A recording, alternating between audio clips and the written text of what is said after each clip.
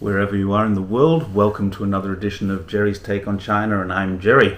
Today I'm going to talk about what's missing from the UN report on human rights abuses and why. Who saw the news that the United Nations Human Rights Council criticized the USA for its gun violence? Not me.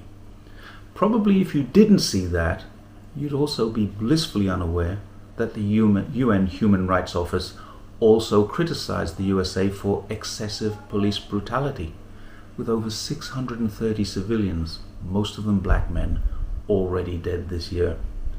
If you missed those, did you see the UN Human Rights Council criticize the US for its racial discrimination? No, neither did I. You probably didn't also see that the same Human Rights Council office issued a statement questioning why the US has yet to institute any form of coordinating mechanism for reporting human rights abuses federally, unlike China, which has Article 33 of its constitution to protect human rights. All four of these criticisms were released just a couple of weeks ago, but not one of them made it into my news feed, or probably yours. In 2014, the UN Human Rights Committee found the USA in violation of 25 counts of human rights abuses. What happened to all those allegations? Nothing. In fact, when the heat was turned up on the USA human rights record, they took the incredible step of withdrawing and resigning from the Human Rights Council. The then US ambassador to the UN, Nikki Haley, called the council the UN's greatest failure. But now they're back in, and it seems they're pulling strings to get their own way. My purpose here isn't to engage in whataboutism. It's an absolute fact. We know that the US does bad things both within its own borders and when it takes its military to other countries to fight for its national security interests or provide protection. We also know the US prevents any international scrutiny. The UN can't investigate them, the International Criminal Court can't touch them, and nor can any judicial bodies in any of the countries where they operate. But it's equally as indisputable that just because the US does illegal things in their own and other countries' borders doesn't make it okay for China to do such things in theirs, or anywhere else around the world for that matter, which is probably why they don't. For many years, China had a severe problem in its most westerly region. There have been many reports of terrorist attacks, many deaths and injuries in the Xinjiang Uyghur Autonomous Region and other parts of China, but this isn't the place to discuss them, not this video. Suffice to say, an inquisitive person, if you are, you'll find plenty of evidence to support that. But it's worse than just inside China. The USA had their own problems. They actually held 22 Uyghurs in Guantanamo Bay for many years before releasing them. They redefined their status as terrorists to enemy combatants, with some US media even reporting them as innocents.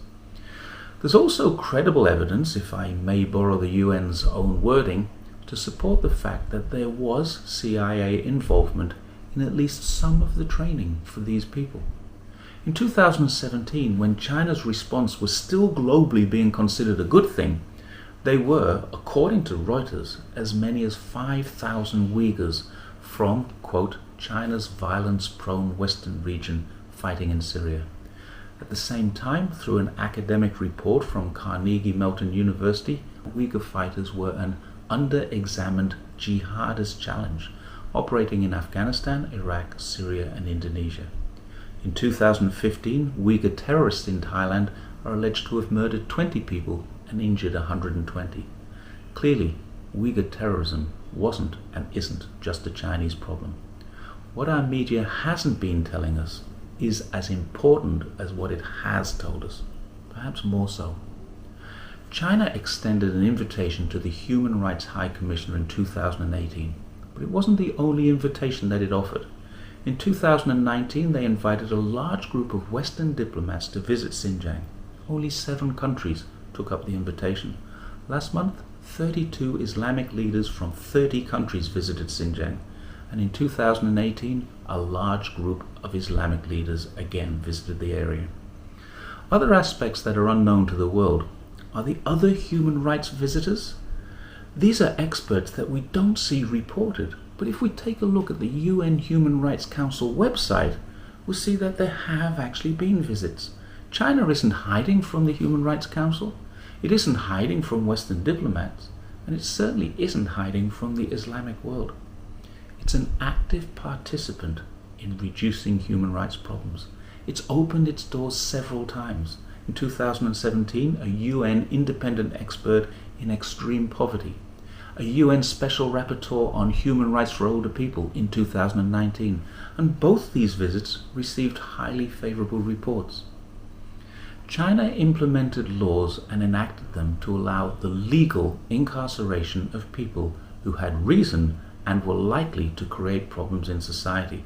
But rather than simply incarcerate them or enslave them as others do, it built safeguards so that punishment for minor offences was re-education.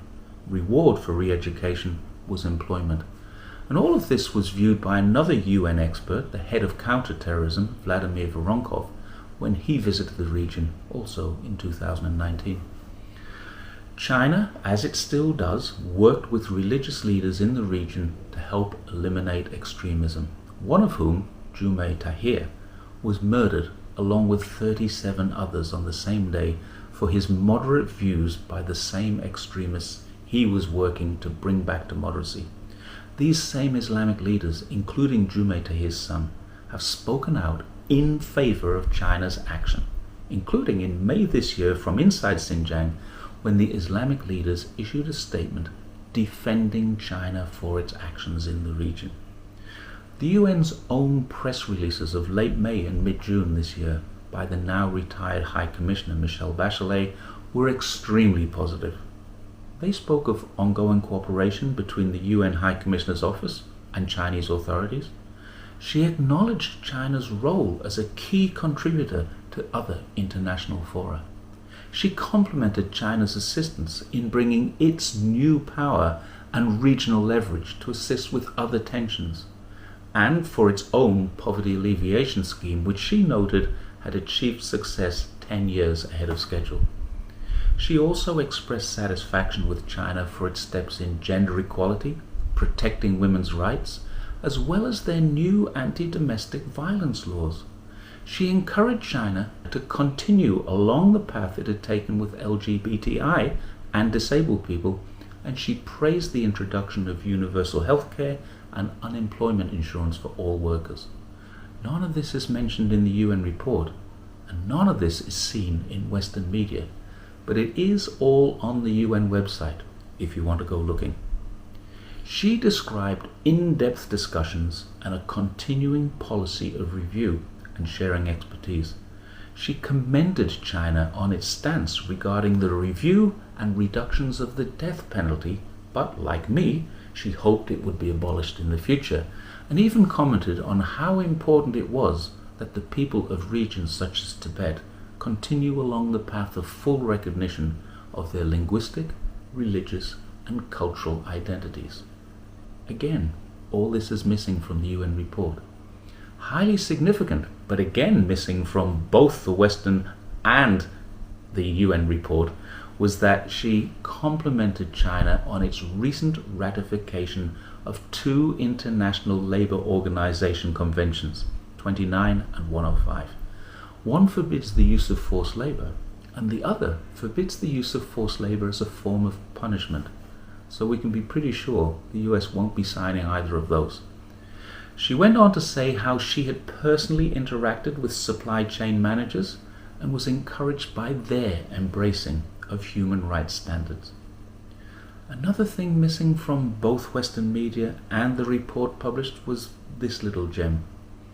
The UN Human Rights Council and China agreed to establish regular engagement through an annual senior strategic meeting.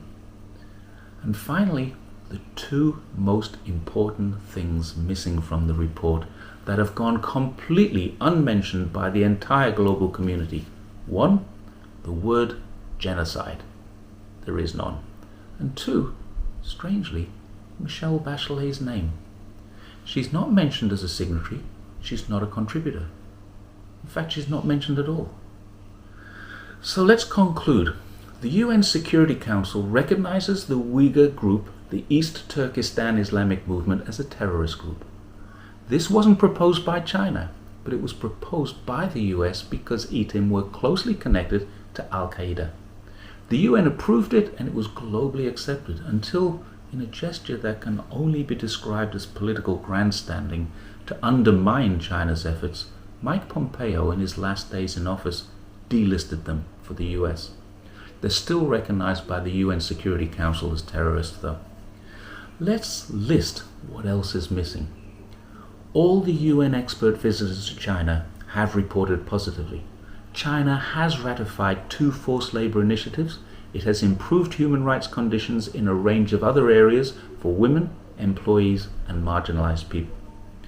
Western diplomats have been invited and some have visited. Islamic leaders have visited several times, many of them, and found nothing to be concerned about. Islamic leaders within Xinjiang have expressed satisfaction with the Chinese response to a terrible situation. And the UN Human Rights Council has not only praised China for a variety of actions in the human rights sphere, but has set up ongoing measurement and improvement steps. And not that this is of any degree of importance in the scope of all the evidence I've just given you. I've been there several times, and I've seen nothing of any great concern other than an enhanced security presence. Given all of this, it seems clear that the visit of Miss Bachelet, the initiatives she saw, that she spoke of and praised, and the report emanating from her office in the last few days have some very strange contradictions.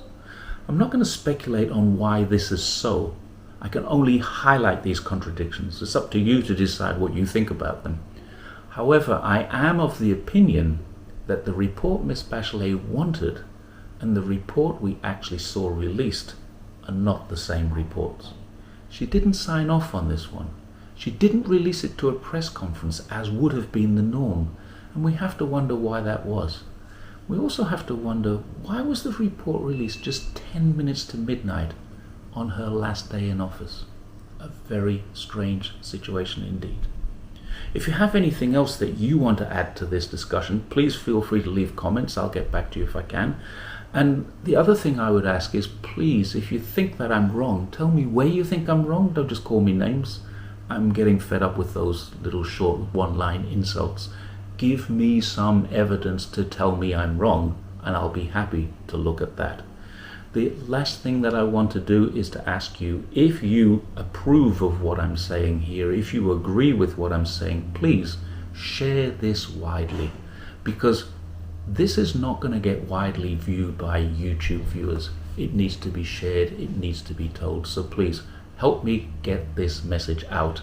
Without your help, it's not going very far. So thanks once again, and thanks for watching Jerry's Take on China, and I'll see you next time.